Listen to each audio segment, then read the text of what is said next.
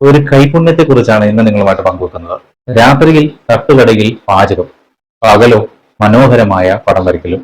പറഞ്ഞു വരുന്നത് ദൈവം അനുഗ്രഹിച്ച ഒരു കലാകാരനെ കുറിച്ചാണ്. കോഴിക്കോട് ചെങ്കുട്ടുകാവ് സ്വദേശിയായിട്ടുള്ള സിറാജ് എന്നൊരു കലാകാരന്റെ കഴിവിനെ കുറിച്ചാണ് ഇന്ന് നിങ്ങളുമായിട്ട് പങ്കുവെക്കുന്നത്.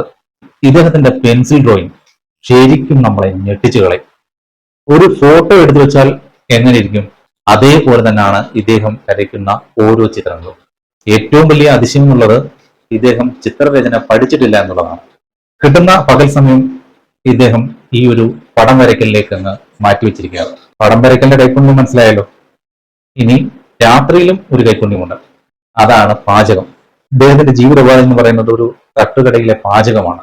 ഇദ്ദേഹത്തിന്റെ പാചകം അവിടെ പ്രസിദ്ധമാണത്രേ. പാചകത്തിലായാലും ചിത്രകലയിലായാലും ദൈവം അനുഗ്രഹിച്ചു കൊടുത്തിരിക്കുന്നു എന്ന് വേണം പറയാൻ. നിങ്ങൾ ഈ കണ്ടു നോക്കി, വരച്ചിരിക്കുന്ന ഓരോ ചിത്രങ്ങളും കണ്ടു നോക്കൂ, ശരിക്കും നമ്മളെ അത്ഭുതപ്പെടുത്തും ഈ ഒരു കലാകാരൻ.